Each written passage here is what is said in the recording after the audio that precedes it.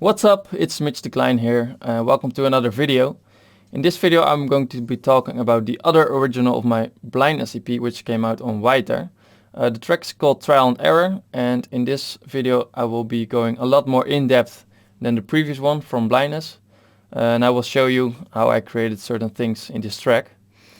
I also discovered the chapter function in YouTube, so if you think that some parts are not interesting for you, then you can skip it easily.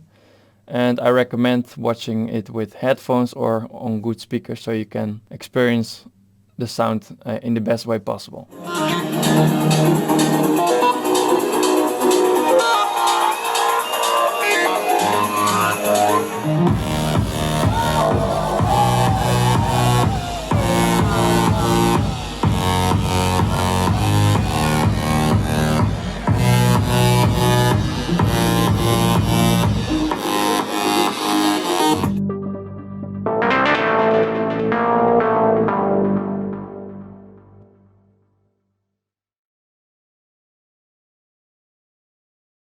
So here I have the markers again, showing what happens in the track. The intro lasts for 32 bars and it's basically the same, but there are things happening with automation.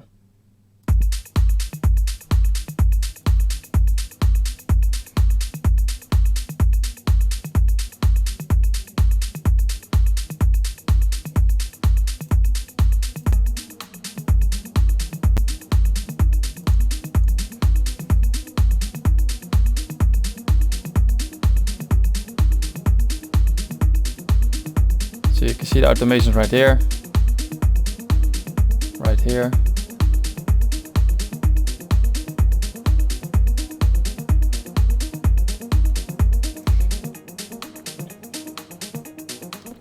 So this is an easy way to keep your intro interesting, just by adding automation to certain elements, and then you can filter them in while the track progresses. And then after 32 bars, the bass is coming in with a slight touch of the main bass.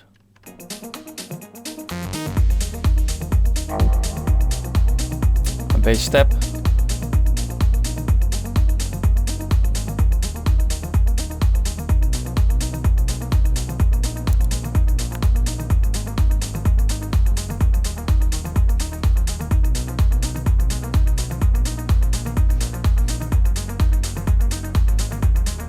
The synth kick is still automating its way in, just as the clouds mellow. And here are steps.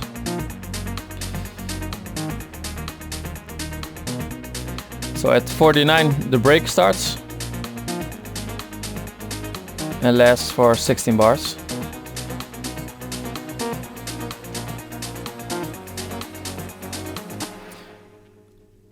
And here I added the bass with only the long notes, as you can see right here. And then in the break I added some notes, and then it will be filtered open.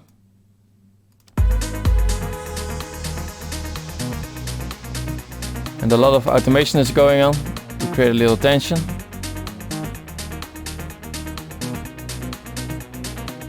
But I will dive deeper into all the elements later on.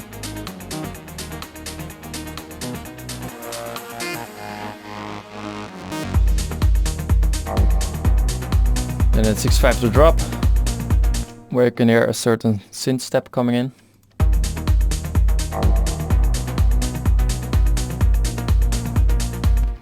After 16 bars, the full melody is coming in along with the rides to create some more energy.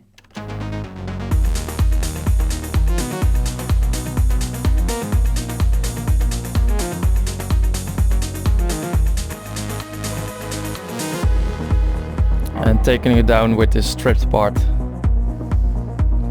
building up towards the second break.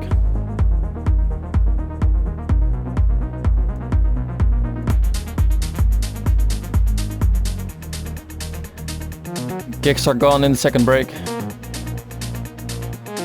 The bass notes are coming in again.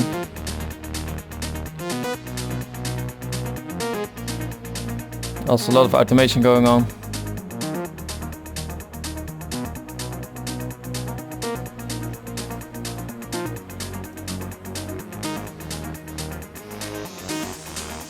Little transition.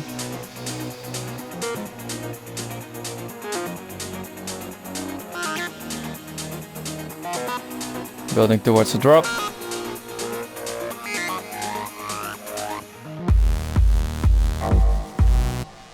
And I like to have a little bit of silence right here. So it builds up, a little bit of silence, and then the drop hits. Pretty minimalistic with only the bass and the bass step.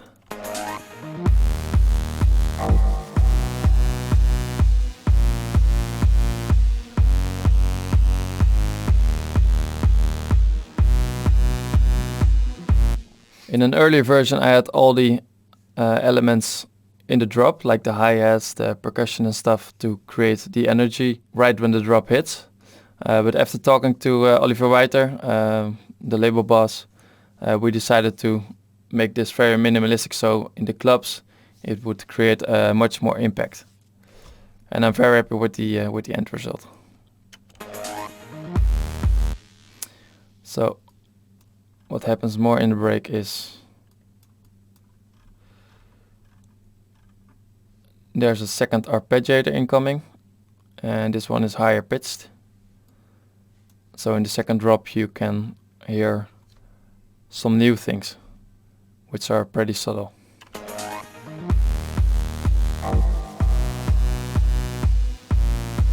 Also a string layer,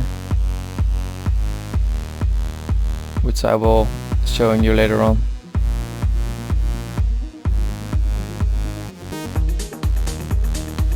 Steps coming in.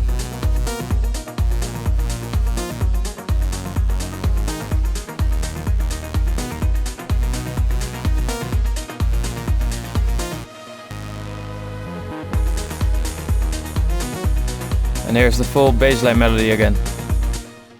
Because right at the drop I chose to have a little bass stops.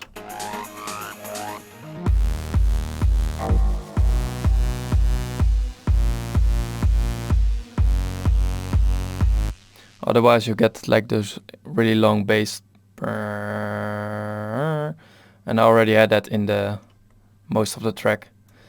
So this way it created a bit more impact, and it was a little bit refreshing.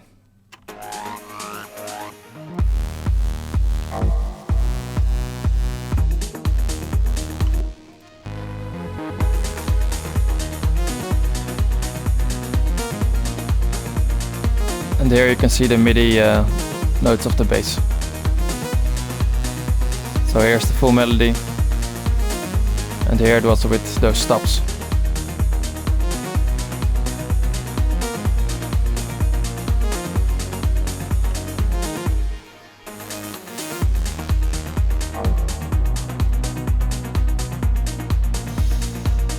And then the outro is always for phasing things out.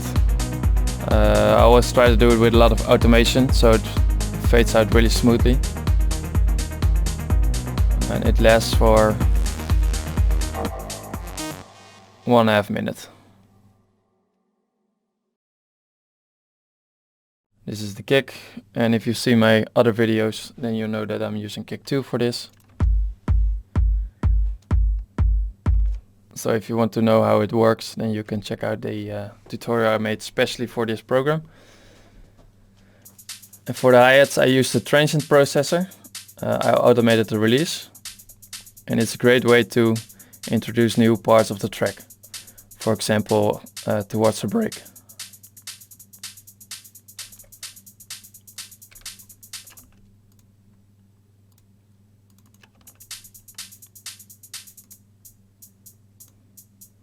And what this thing does is it makes the hi-hats a little bit longer. So now it's really short. And now a little bit longer. So this is a cool way to create some more tension towards something you want to introduce. Here I have some automation going on from the psych delay, and I'll show you what it does.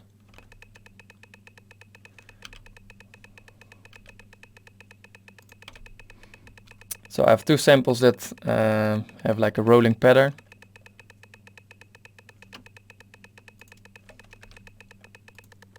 A rim shot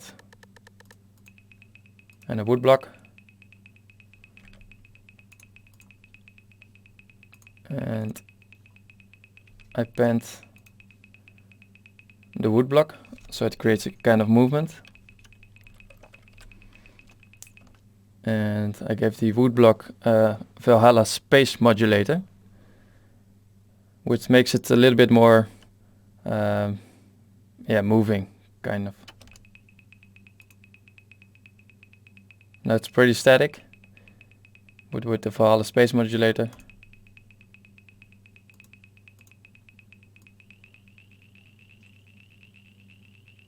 makes it a little bit more spacey. I think it's a free plugin that I got from being a member of Valhalla, so if you like this plugin, I think you can get it for free. And on the rim shot, I have this guitar work with a psych delay, and this one automates as well when I want to introduce new things.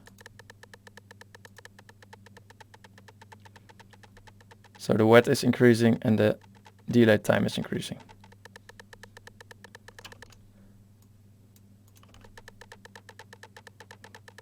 And in breaks you can create this really cool delaying effect.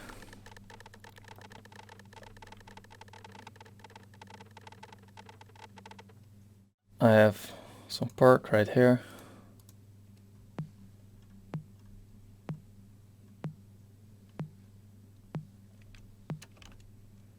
Pretty basic.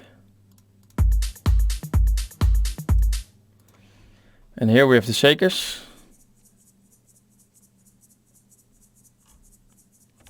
And I recorded them myself using this thing. I got it at a souvenir store in Ibiza. And it's really cool to have something like this in your studio, because you can give your track a more human touch when adding shakers that you did yourself.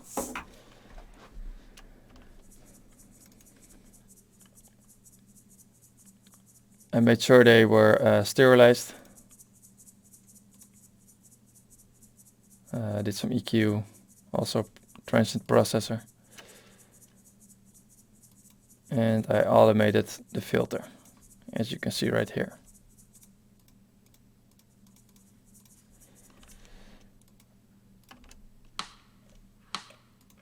Then we have the snare. It's like a kind of a side stick.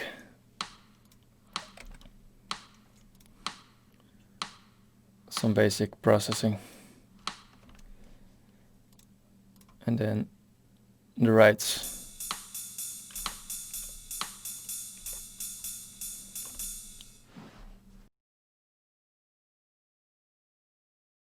So for the bassline of the track, I think it's the most important part of the track. And I was playing around a bit with the Moog that I have, this thing right here. And I played some long bass notes that I really liked, and I ended up using those Stefan Botsen-like accents at the end of the melody. And that's just basically became the melody of trial and error. And the synth sound is actually pretty basic. It's a saw wave combined with a square wave. And for the processing, I used the supercharger.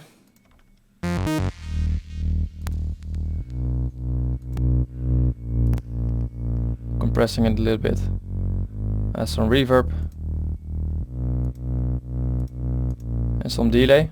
And the reverb and delay both have a high pass and a low pass, because I don't want the bass sounds to be delayed. I want them to sound mono, so cut off the real lows from the bass and added some more brightness.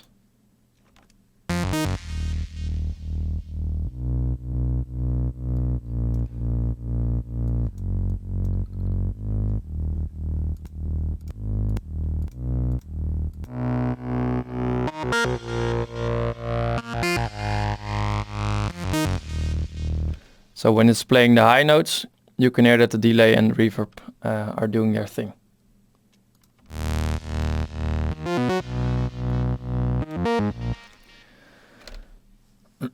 Of course, I sidechained the bass, and as you can see right here, there are some clones, and they're slightly timed differently. This one is panned to the left, this one is panned to the right, and those two are on a different track.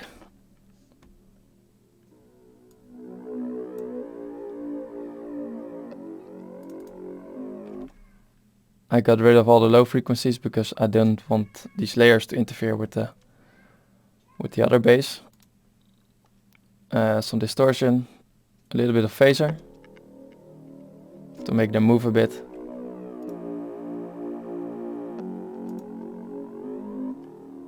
Balance, this was for sidechaining. A little bit of delay. An endless series, also a little bit of phase, but endlessly going up. And another EQ to cut off some unwanted frequencies. And I put this on really low volume, so that it adds up to the whole vibe, but it's not like irritating.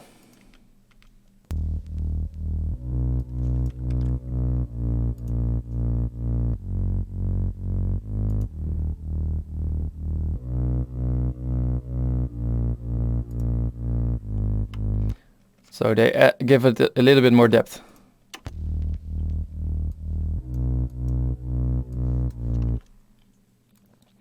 And that's basically the bassline.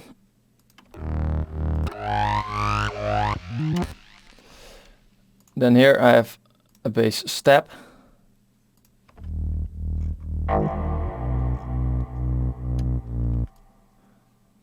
This thing is playing not really a lot. 1, 2, 3, 5 times in the whole track.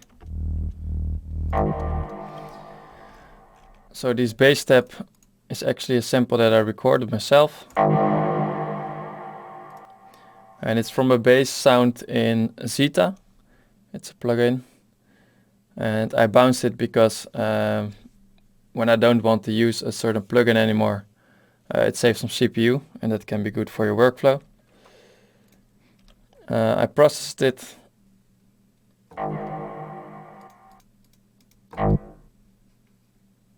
With these effects, so EQ, cut off some real lows and some of the highs.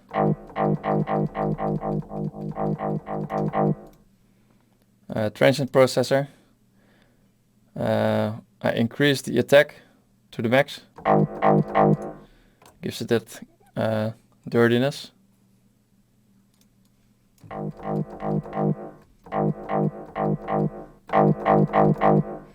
And added a little bit of release.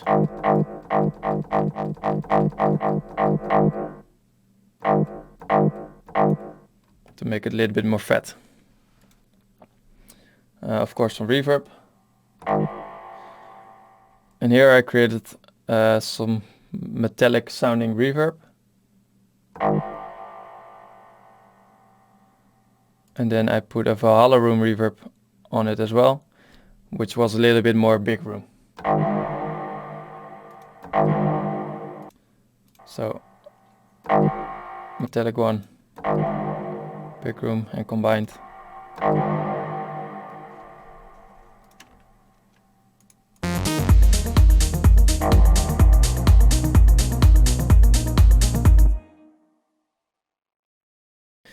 Then the arpeggiator. It's also a really present part of the track. And it comes in right at the beginning until the end. And it's filtering in right here with some automation clips. Also have a transient processor on it, which increases the release.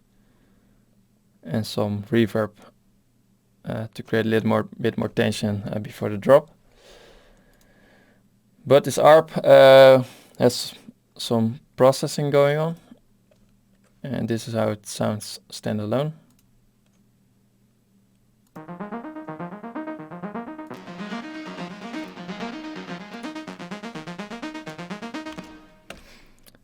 But when all the effects are off, it sounds like this.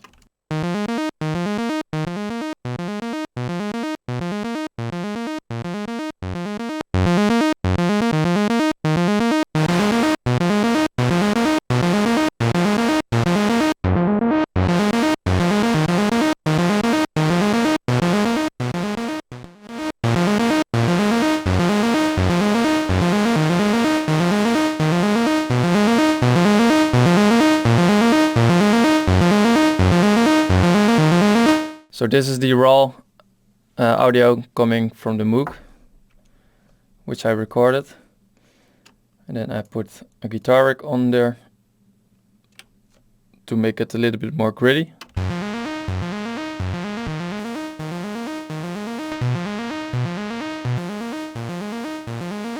It boosts the low a little bit more.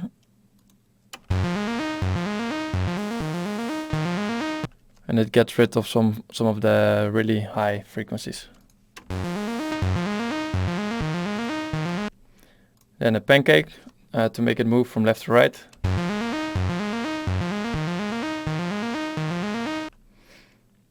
And then right here, an EQ. Get rid of the low frequencies. A filter for the automation.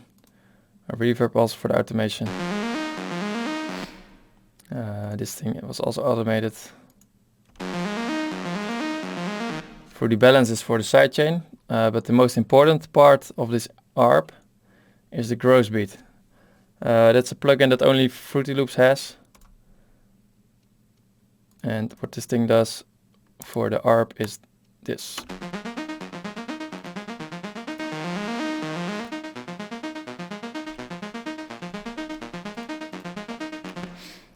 So it gives it this kind of rhythmic feel because of this saw gate.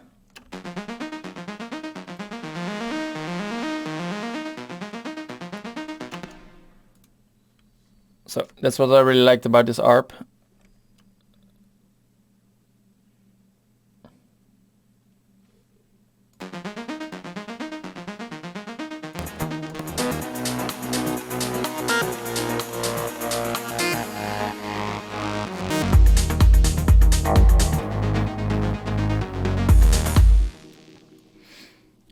And then at the second break, I layered the ARP and pitched up 1 octave.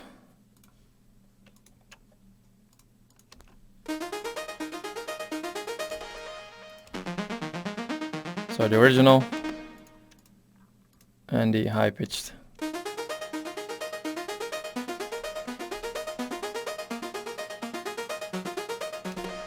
I both routed them to this effect track, but this one has a different pancake.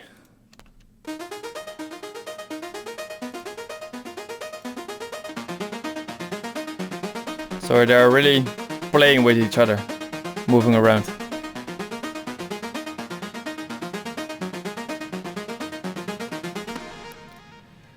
And the decision to add another extra layer to the ARP is just to make it more interesting in the second drop. Because this is where it all comes together. And it's building up towards the drop.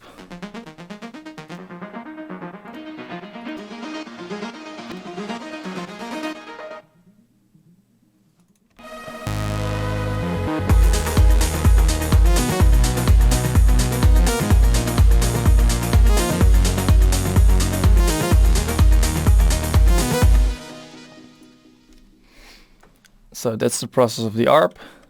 And then here we have the steps of the melody, and they basically play the notes of the bass line.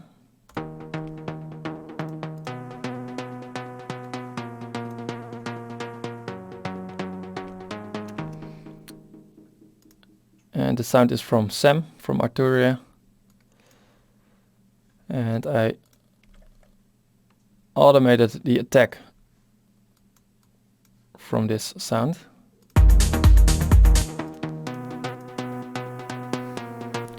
To keep it a little bit more interesting.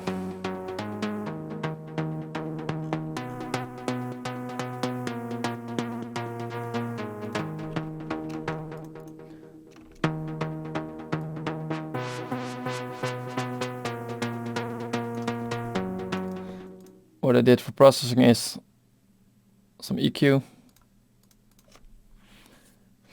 And this thing is maybe more interesting. It's a guitar rig, and it has a ring modulator that has been linked to the analog sequencer.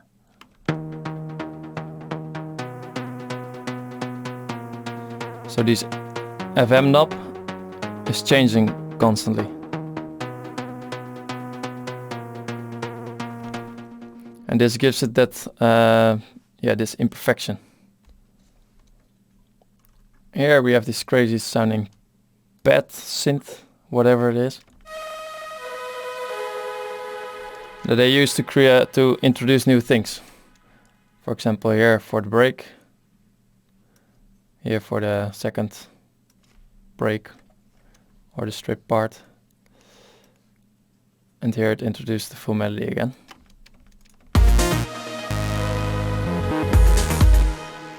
But I wanted to have a unique kind of sound, that the moment when you hear it, you're like, ah, that's a trial and error track.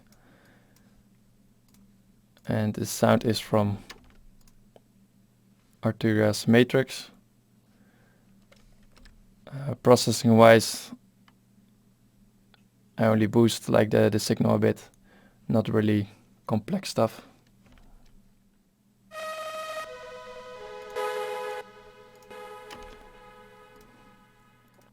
In the second break there's another layer coming in, and this is basically a human voice.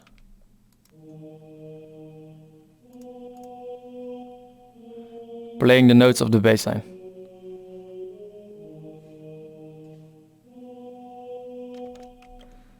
And the sound is from Contact. Didn't do much of processing. And together with all the other elements, you can't really hear that it's a human voice playing along.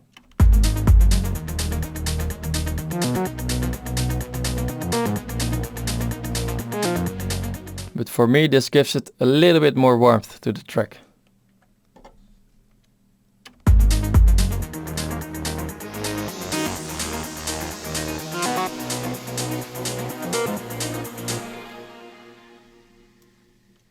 Over here I have something called the synth kick.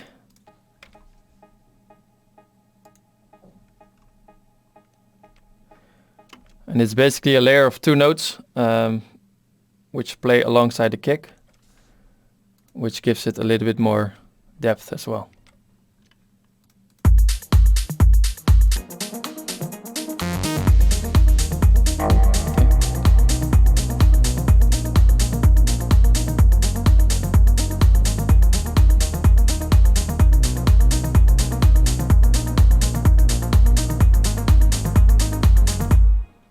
So you only hear them when I say that they are there, then you start noticing them.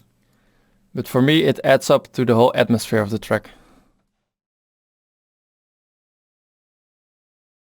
Now for the background pad sounds, I have this one right here, the background noise.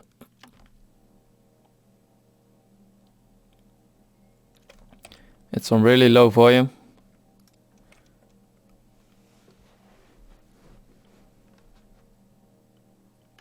But it gives the track some of that grittiness.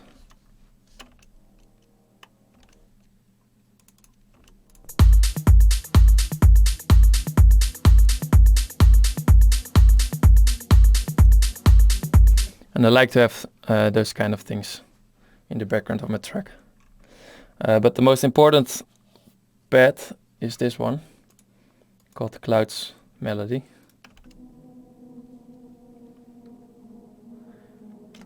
And they basically follow the melody of this step mellow.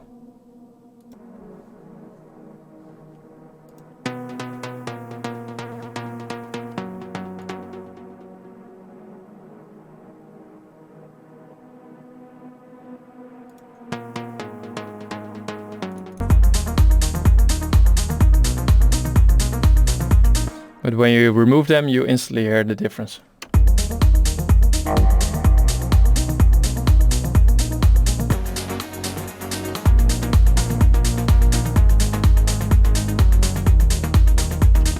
So for me, these kind of things create like a warm bed around you. I'll show you how I made this one. It's basically from these kind of steps.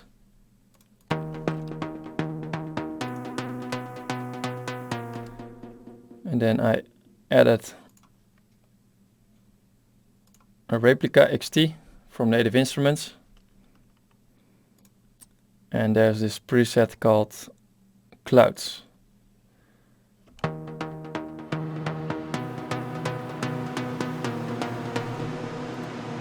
Put the mix all the way to 100%.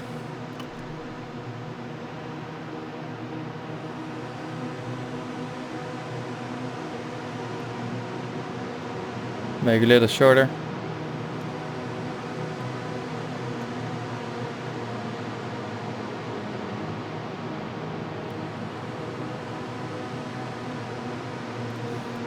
I don't know the exact same settings that I used because I bounced it, but it's something like this.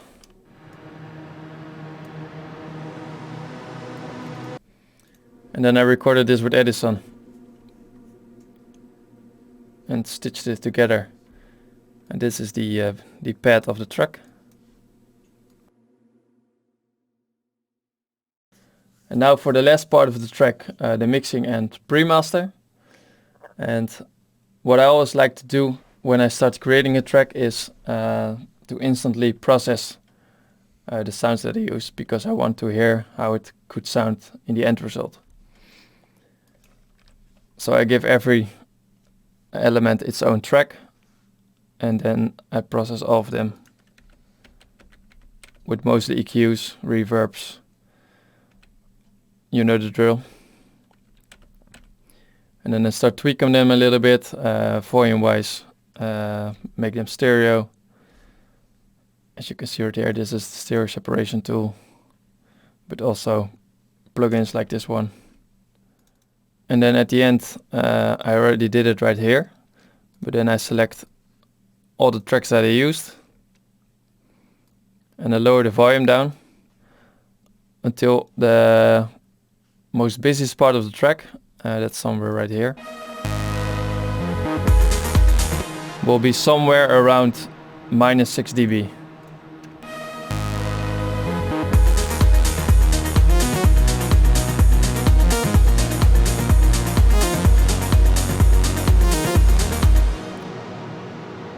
Which in this case, it's -6 dB.